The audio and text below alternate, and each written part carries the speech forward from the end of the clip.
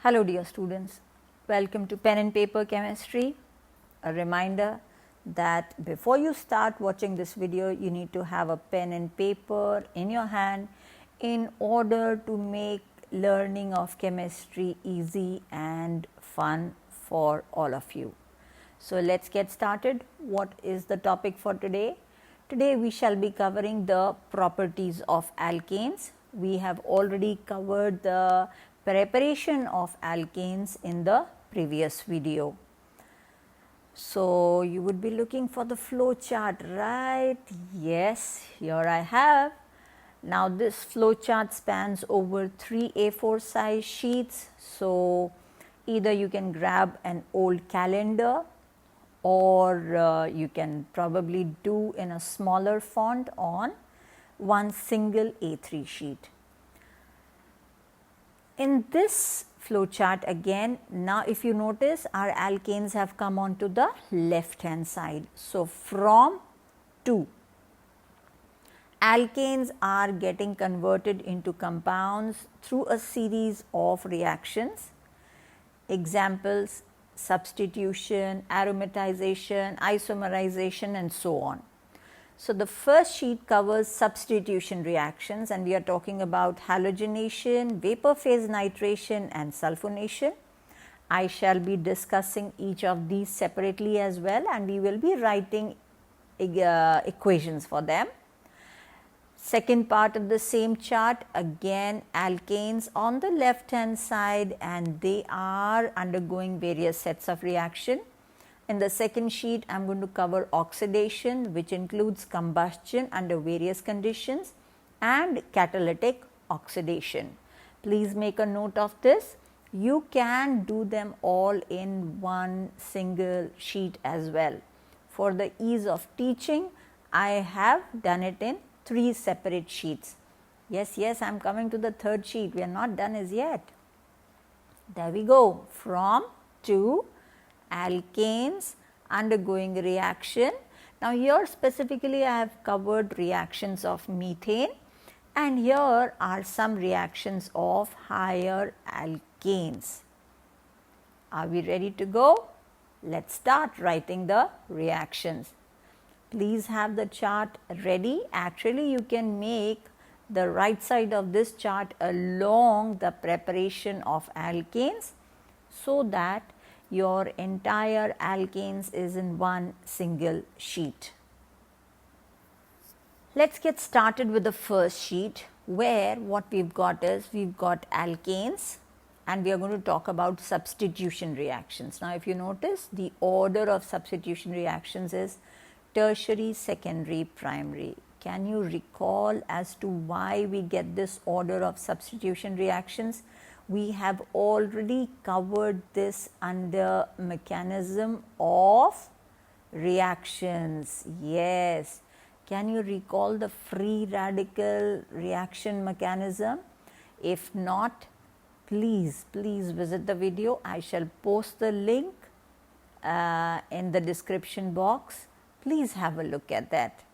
So substitution reactions, order of substitution reactions is tertiary is the highest, followed by secondary, and the least reactive are the primary. Alkanes all in all are not so reactive, they are a little lazy, or we don't want to react with anything. We are happy in our own world. Why are they like that? If you notice, all the 4 valencies of the alkanes are completely satisfied. They don't have desire for more, unlike alkenes or alkynes, which have double or triple bond between the 2 carbon atoms. So there's kind of a strain between their relationship. They say we are sharing more than one set of carbon atom.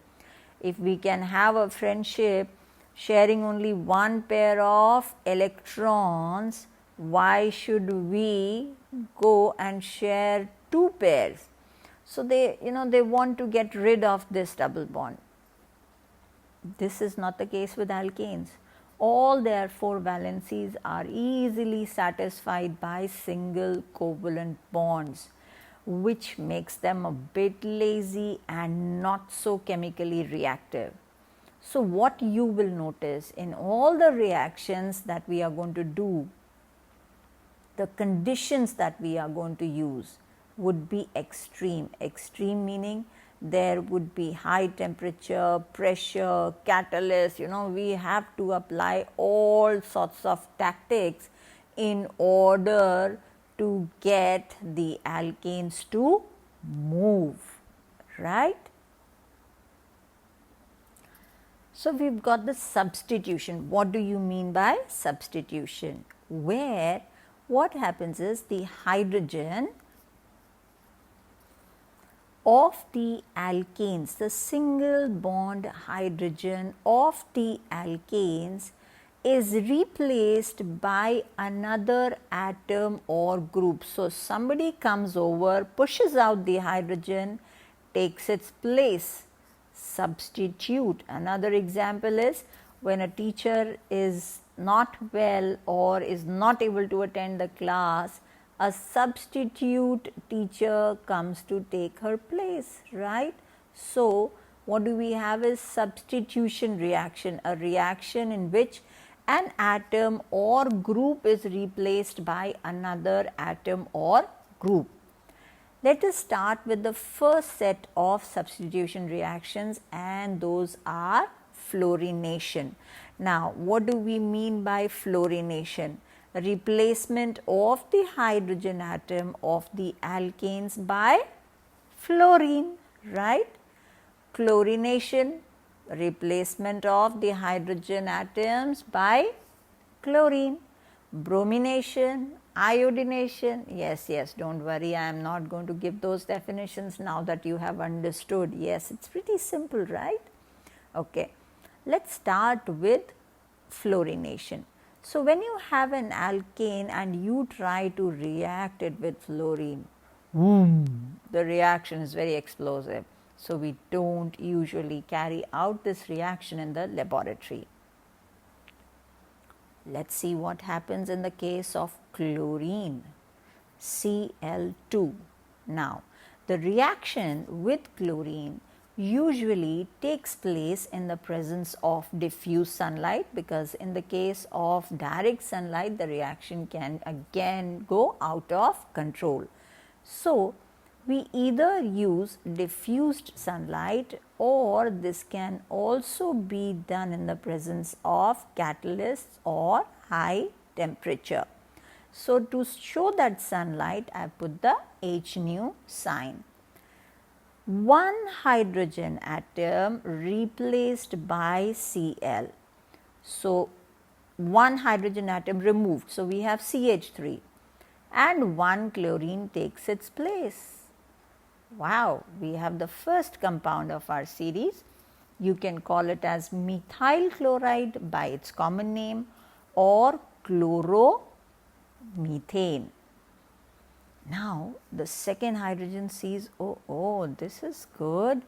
We can, the second chlorine says, we can push out the hydrogen and take its place. So, let's do that. So, now that we have some more clear space, let's start writing the reaction. I am taking the simplest alkane, that is methane, and we are carrying out this reaction in diffused light, and the hydrogen atom gets replaced by chlorine. So, we have the first product.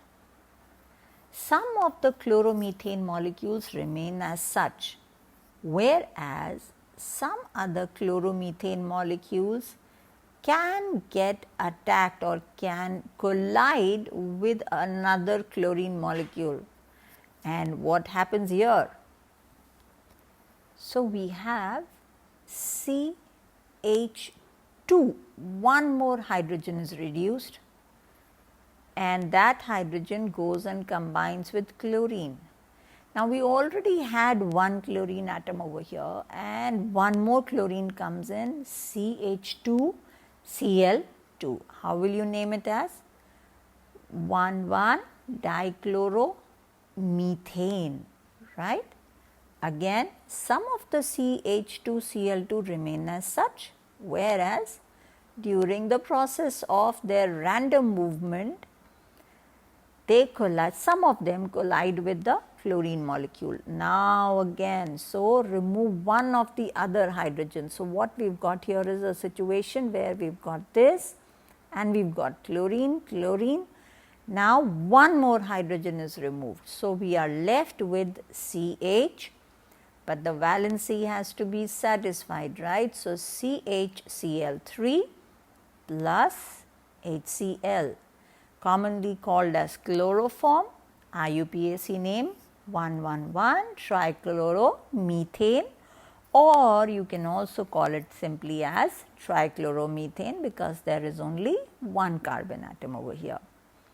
CHCl3. Now try completing this reaction. So one more step of substitution. What will you write the products as? Wonderful. CCl3. Are you sure? No, it is CCl4.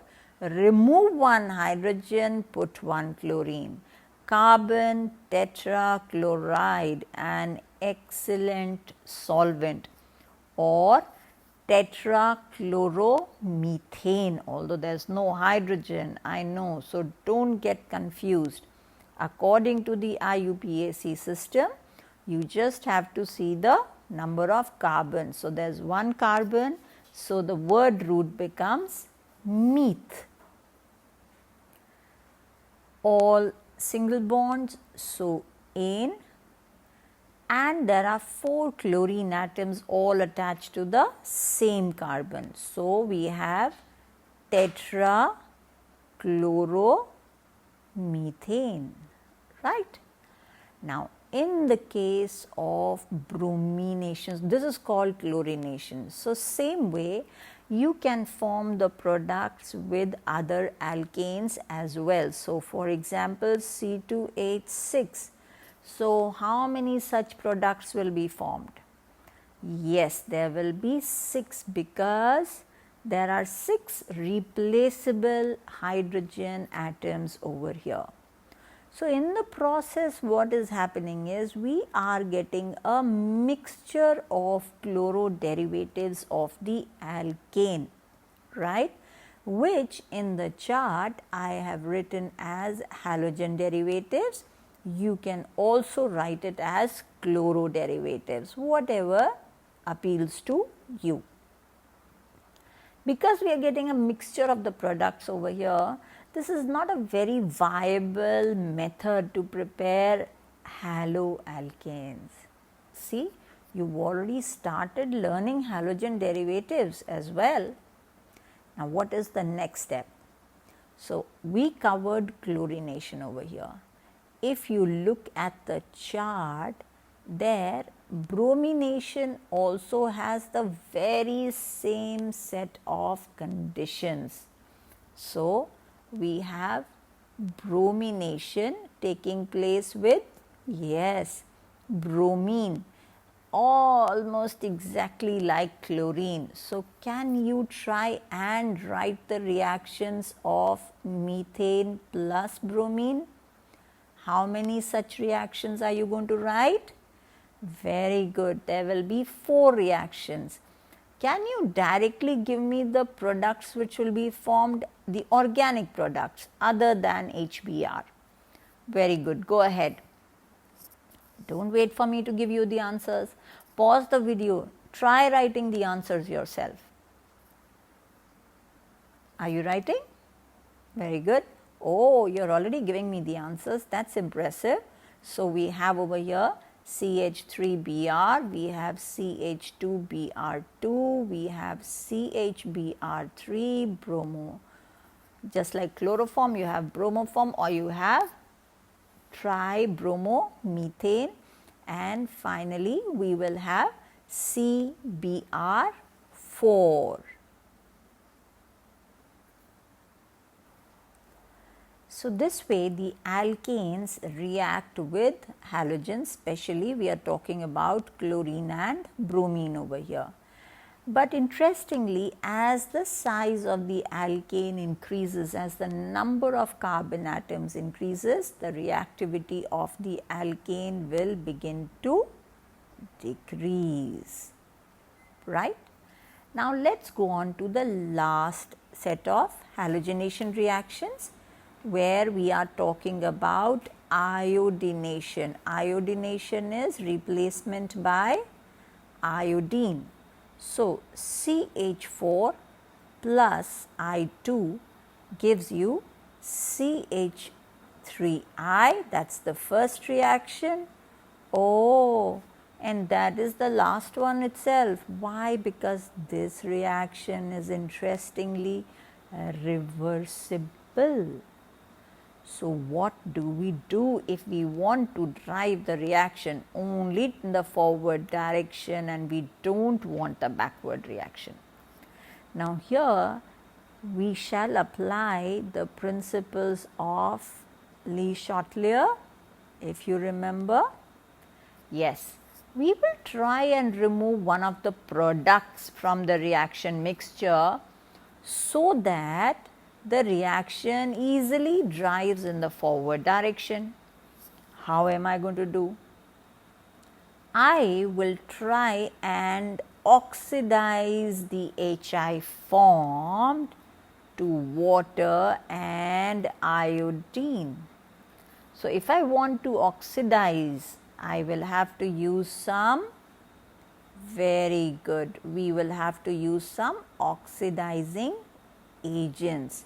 Now, can you look at the chart and tell me what oxidizing agents we have used for this reaction? So, iodination is carried out in the presence of iodic acid, concentrated HNO3 or mercuric oxide, which are all going to behave as oxidizing agents. So, one of the questions could be, why do we need these oxidizing agents for the process of iodination of alkanes? Yes, because it is a reversible reaction, you need oxidizing agents in order to remove the HI so that the reaction can proceed in the forward direction. So far so good? Okay. Now, let us continue our learning about substitution reactions and let us move on to the next set here. We have got nitration, and if you notice, specifically we mentioned vapor phase nitration. So, what is first of all nitration? Wherever you come across the word nitration in organic chemistry, that means replacement by the NO2 group. And if we say sulfonation, sulfonation would be replacement by, very good, it would be replacement by the SO3H group. Interestingly, these two reactions are not shown by lower alkanes. Lower alkanes are very, very firm. We do not want to react with other substances easily, so just do not disturb us. So, these reactions, nitration and sulfonation, are generally observed for alkanes with more than 6 carbon atoms in them. Let us write a general reaction. Now, nitration is done with fuming nitric acid, full of anger. It is like, how come the alkanes do not react? And we have got the temperature here, high temperature. So, fuming nitric acid, I am slightly going to change the way I am going to write nitric acid. Why? Yes. Now, I have written the temperature in Celsius and Kelvin because of different curriculums. Some curriculums mention the temperatures in Celsius, some in Kelvin. Please follow the curriculum, whatever is required by your board. Let us make the box here water, and we are left with, very good, the nitroalkane RNO2 plus H2O. Only thing you have to remember over here is that the number of carbon atoms should be greater than 6. For ease of memorizing and revising, I have written it in red. So, when you write it, this information in your chart, it will become embedded in your mind as well. Let us do sulfonation again. Fuming, fuming, SO3H. See how I have changed? Yes, it is H2SO4, H2SO4.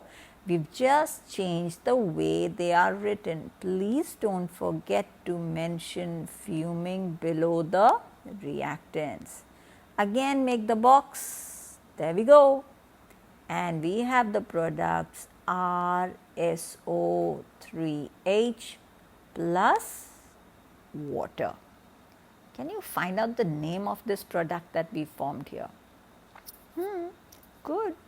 It will be a good way to get you to open your textbooks as well.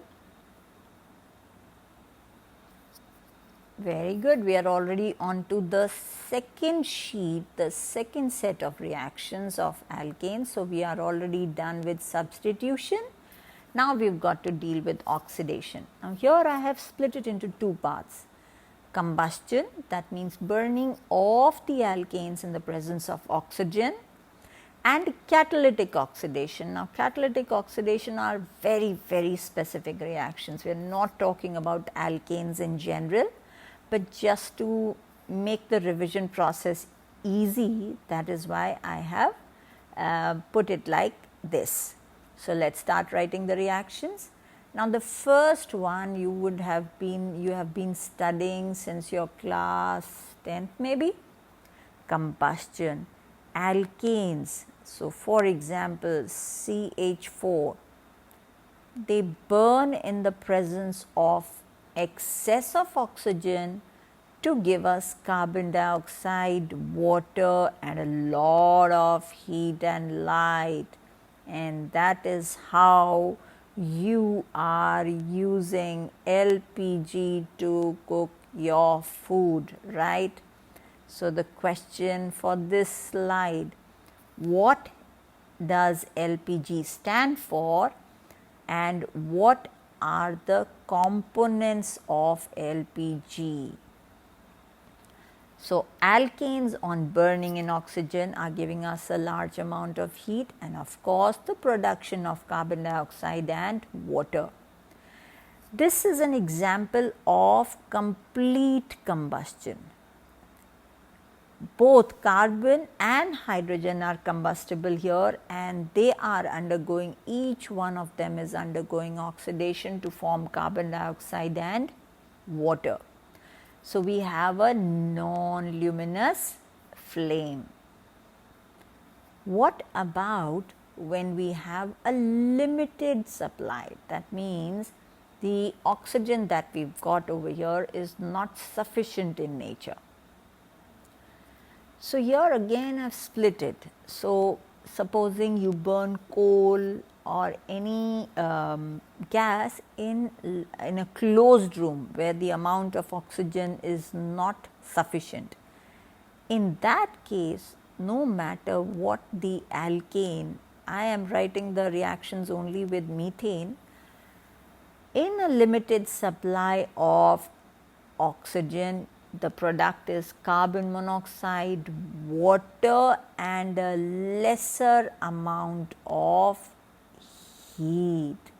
You are not getting full value of your reactant, because what is happening over here is hydrogen, being the smarter of the two, takes away most of the oxygen and says, oh, I am happy being water.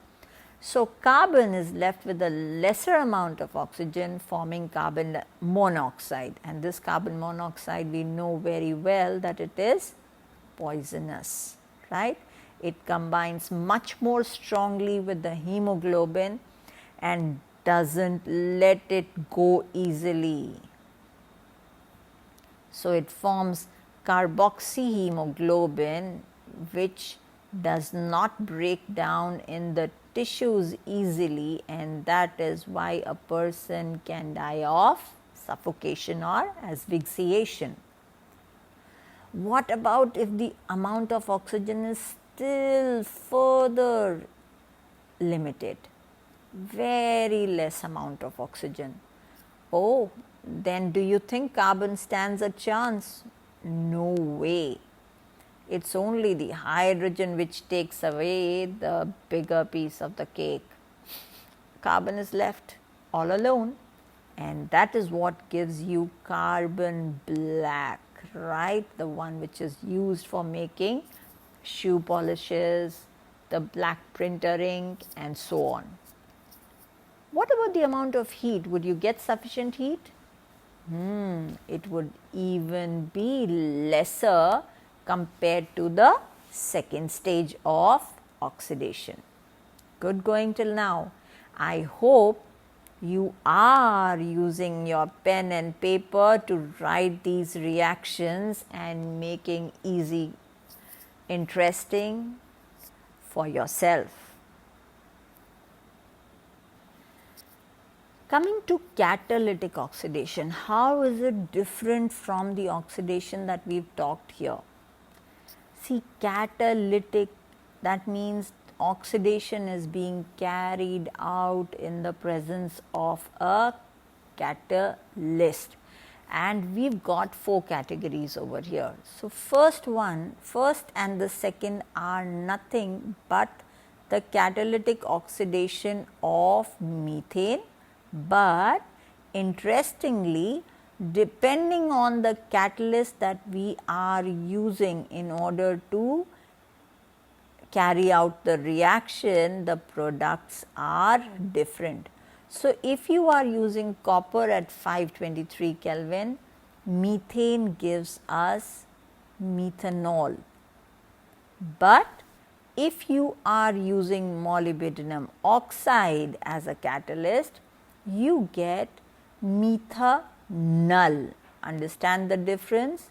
Methanol, it's an alcohol, and meth because there's one carbon, so meth saturated, and it's an aldehyde, so al, right?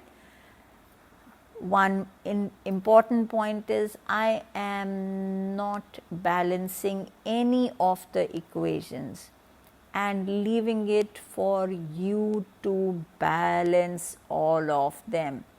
Please balance the equations.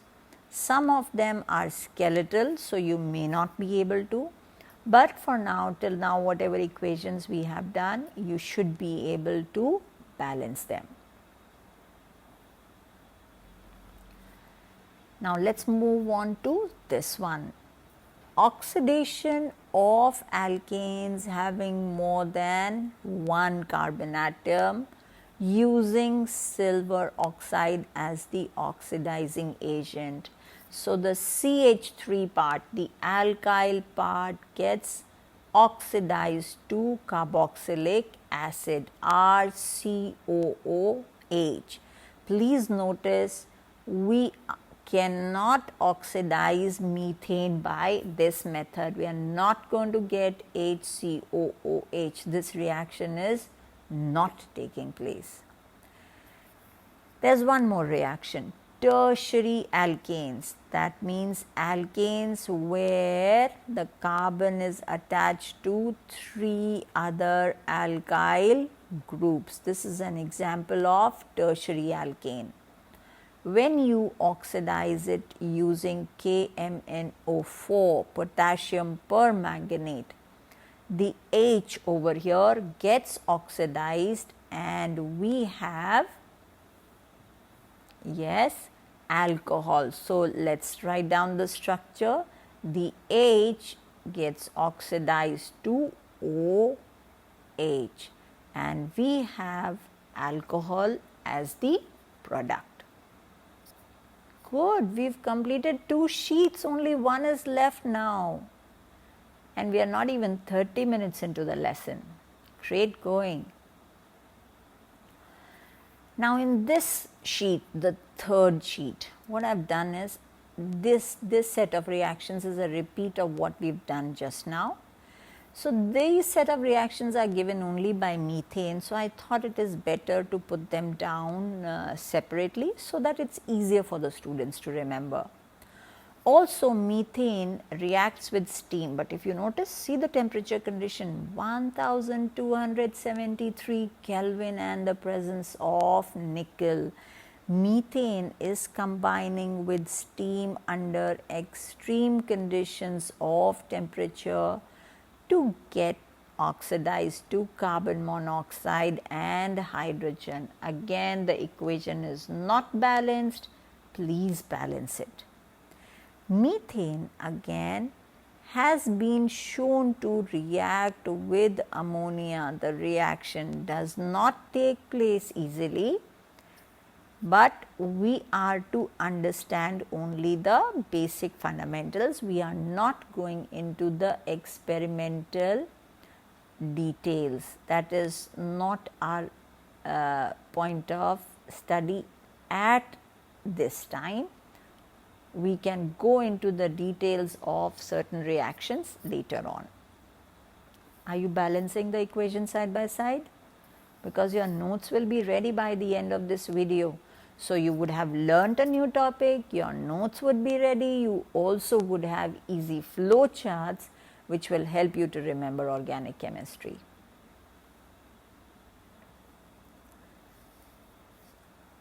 Higher alkanes show certain typical reactions, and these reactions are commercially very useful. First of all, let us see what these reactions are.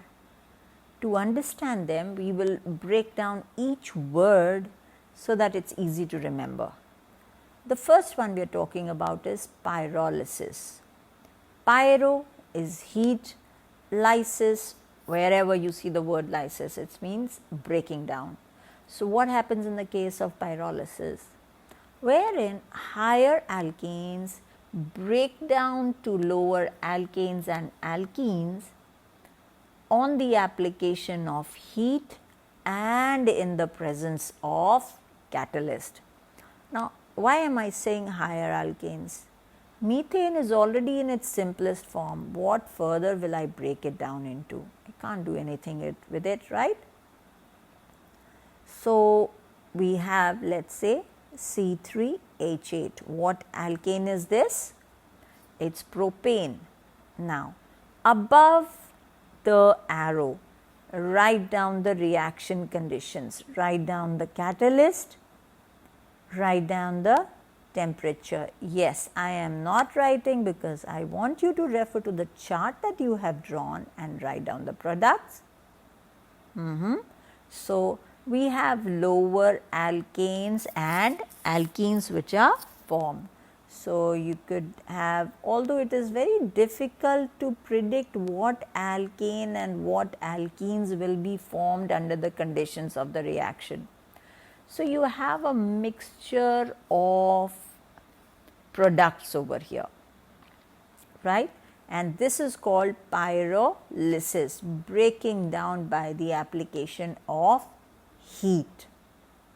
Noted? Isomerization, formation of isomers. Iso means same, mer is molecule. So, we have the same molecule, but wherein the atoms are arranged differently. So, let us say we are talking about hexane. It undergoes isomerization, that means it changes into its isomers. Now, here specifically I am talking about N-hexane. So, what is N-hexane? Wherein all the carbon atoms are arranged in one straight chain, the rest are hydrogen. This makes it N-hexane. it gets converted into its isomers. Let's draw one or two of them. So, 1, 2, 3, 4, 5 carbon atoms in one chain, and there could be a methyl group over here. Another isomer that we could form is 1, 2, 3, 4, 5, and the methyl group could be here. There could be one more isomer, right? Let's do that. 1, 2, 3, 4, and you have a methyl group here and a methyl group here. Can you think of more isomers of N-hexane?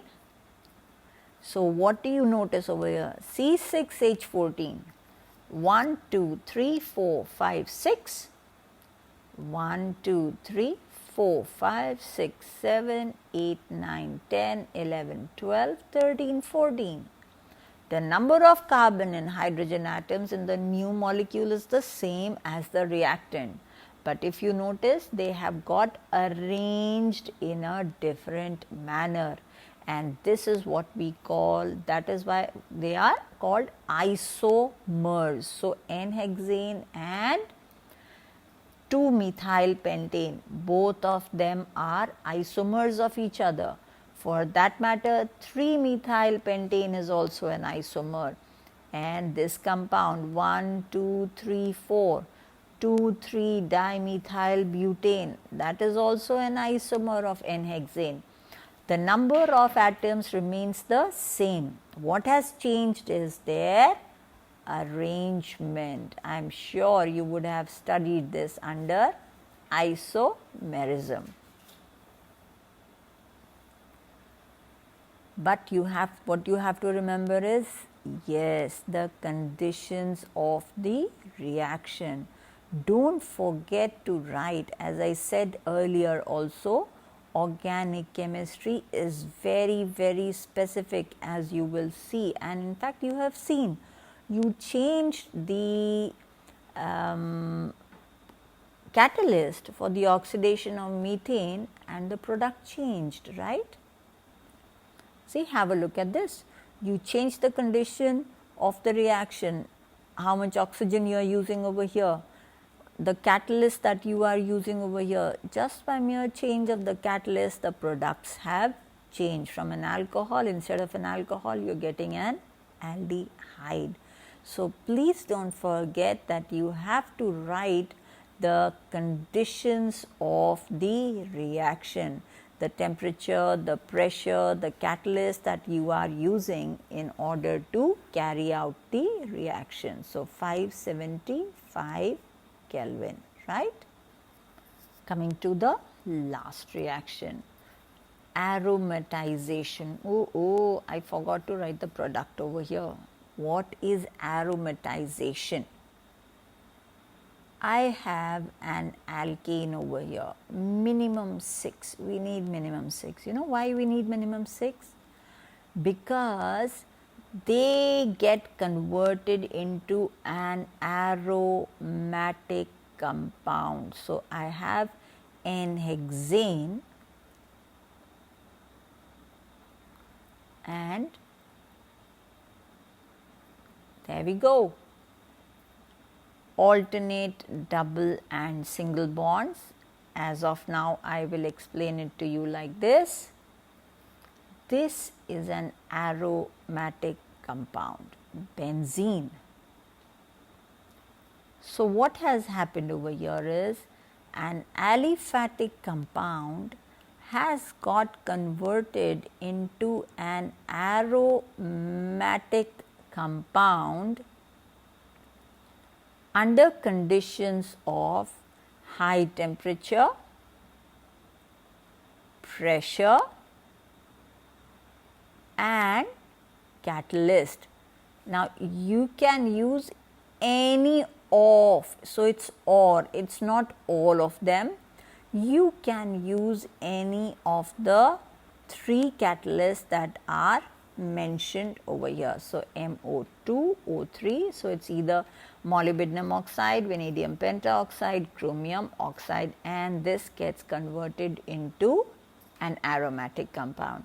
What about N-heptane? Can you find out for me and give me the answer as to what will be the product formed when N-heptane is subjected to the same conditions as N-hexane over here? What will be the products of this reaction? Now, during the course of the lesson, I have asked you a few questions.